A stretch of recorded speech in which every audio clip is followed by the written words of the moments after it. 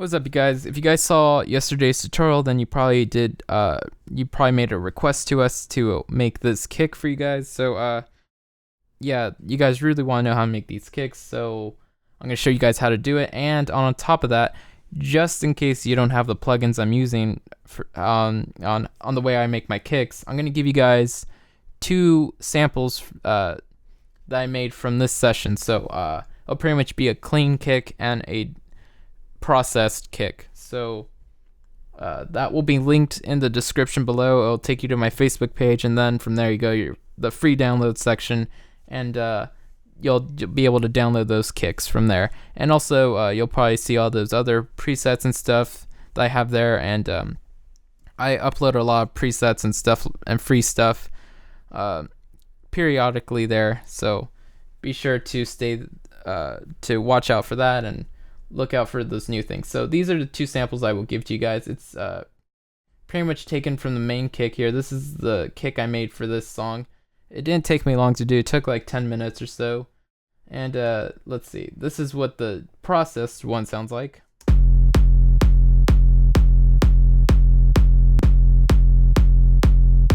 And this is what the clean one sounds like.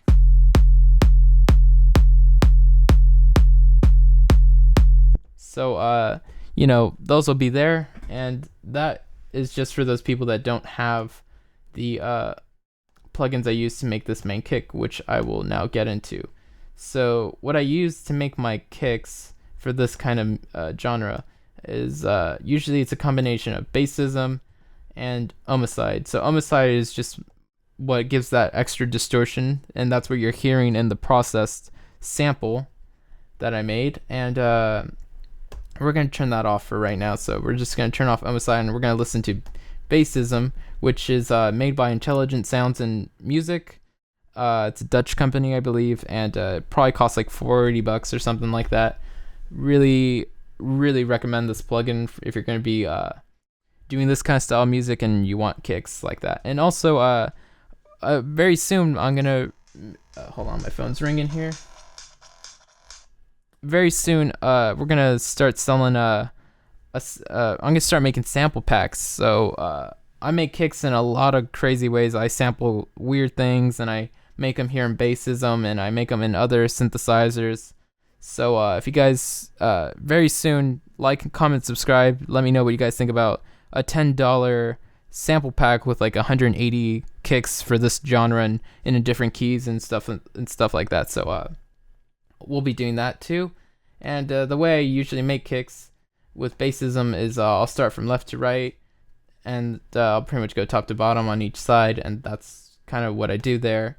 And I did a much longer in-depth video called Plugin Talk Series Bism. It's on this channel, I believe, and pretty much I go way in depth into what each thing does, but I'll just quickly fly through and show you guys what I set here. So the first thing I did was I set the beginning transient here to 10K, pretty much all the way up.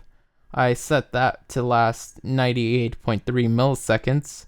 Then I set the V sweep to 0.95. Then I put the distortion up all the way to 1. And then I set the body, the tail, pretty much. I select the frequency of 53.1 hertz. So that's pretty much the tail frequency. And I set that to be really long, so I put it to 391.5 milliseconds, so that's how long this tail will last. And then I put the decay to 68.3 milliseconds, so that's pretty much when it starts to kind of fade out. And then for decay type, I selected a linear, whatever, expo, whatever. It kind of cuts itself off there, but there's only like 4 types, so it's pretty much right here. I didn't do anything with envelope, just kind of left it at a full envelope, so I just have that. And then for noise, I selected a band pass, so you have low pass, high pass. I selected a band pass here. I selected the frequency of 200 hertz, so I was kind of going for like a really low hi-hat frequency. This is like the lowest frequency you'll hear in like really low hi-hats. So I kind of just wanted to like layer that in at the beginning of the sound. I didn't do anything with reso. I went with 147.7 millisecond decay time, so it, really just plays with the beginning transient there. Usually I'll set this to be the same or around the same range as my T-sweep. And so that's kind of where I set that. And for volume, I just put at negative 9.7 dB. So that's everything I did in Bassism. Really easy plugin to use. You get a lot of great sounds out of that. Let's see. Next thing I did was I added an Homicide, but this is what it sounds like clean. Then now with Homicide. So I didn't go overboard in making it too distorted because I had a reference track, which was, let's see. Let me get rid of Homicide real quick. This was my reference track to these kicks.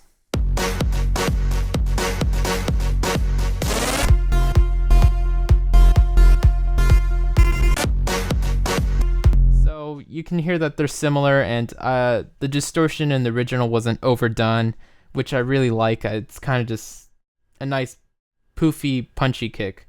And yeah, I use the word poofy. I don't know why. Just has like a poof or oomph kind of sound to it. So what I did here in Homicide was I pretty much do the same thing every time I use Homicide. I set my bands first, which is pretty much the frequency range, because this is like a multi-band distortion plugin, which is why it's the best to use for distortion on kicks and bass sounds, because you can you can just pretty much distort individual frequency ranges. So that's why Homicide is beast. And Homicide I think costs like $120, something like that, made by Force. You can check that out. They make really good other plugins. So I set my first band range to 138 hertz, so it's pretty much everything beneath that. It's like the low end. Then I set my second band to be like the low mid, sort of. It's still really in the low end range, so it's pretty much everything beneath 530 hertz and everything above 130 hertz. So that's where that range is. Then the third range is kind of like more the mids, or kind of the high mids. So it's like everything underneath 4K, so it's 3,819 hertz, and it's everything above this range. And then band 4 is everything above 300 and 819 hertz. So this is like the high end. So this is kind of like how I like to divide it. I like to go low end, low mids, high mids, and then highs. But honestly, I skewed away a little bit from the proper frequency ranges of what those are. So let's see. Now that we've set our band ranges, next thing you want to do is stereo link this shit, because Homicide gets glitchy because it's doing so much processing. It's not that it's taxing on my CPU or anything like that. At least for me, if I don't stereo link it, then it gets a little mono and kind of, I don't know, it just glitches out in this weird way, and it doesn't help. It only does it when you kind of open the plugin, which is weird because that's when you need it to work, when you're tweaking stuff. So now that we've set our band ranges, clicked on stereo link, now we can solo our first range, and make sure I'm soloed here too. We can solo our first band range, and since it's like the lowest lows, I'm not gonna overdo the distortion, because when you distort too much, you lose the high end. So I mean the low end. So I have the mix here at 71% dry and 29% wet. So I'm preserving that low end while still distorting it. And so I put the shape of that to be 44% fat, which is pretty much like an EQ. Fat is pretty much wider, and sharp is pretty much narrower. And then I put the body to 100%, and then the gain here is like pretty much how much the amount of distortion is you're applying in, or kind of like an input and a threshold sort of thing. So I left that 0 dB. Then I selected this distortion type right here, this one right here, and that's in standard. So you have a lot of options. It's pretty much you have like all these, and then you have like a threefold version of those, and then like an odd version. And when I'm kind of doing this, I just click on this little arrow in this red box, and I just kind of click down and listen through each one until I find one I like. So it sounds like this. That's what I'm talking about. That's Homicide being glitchy.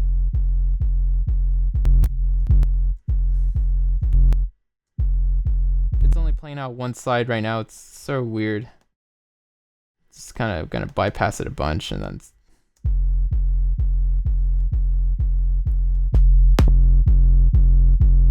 There we go. That's what it's supposed to sound like. Anyway, we're just gonna fly through that. Let it glitch. Just kind of copy down what I'm getting anyway. So now band 2, the fatness is at 38%, body up 100%, gain is at plus 29 dB, and the mix is at 100%, and I went with this wave, this distortion type right here. So what this one sounds like by itself. And that's weird.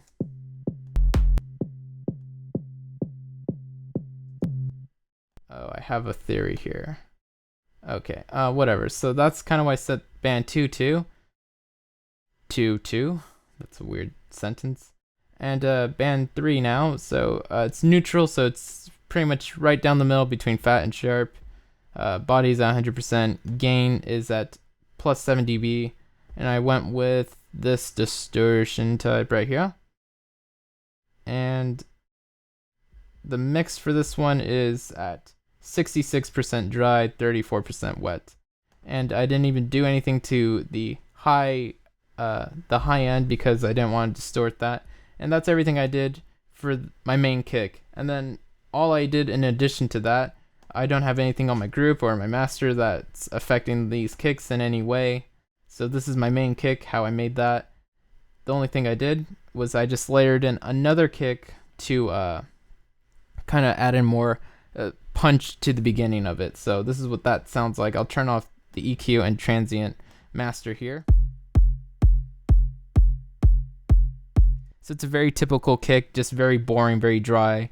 It's just has like this little high-end quality to it that I heard and I wanted to boost that ridiculously so it could just blend in perfectly. When you're layering in a kick with something like Bism and it's very processed, you don't want to add in a kick that starts to take away what you made. You want to kind of just fill in the little spots that need to be filled with that and pretty much get out of the way of everything else. Because if I added in another bassy kick to this one, the two would clash and cancel each other out. So I didn't want to cancel out my main kick, which is this one.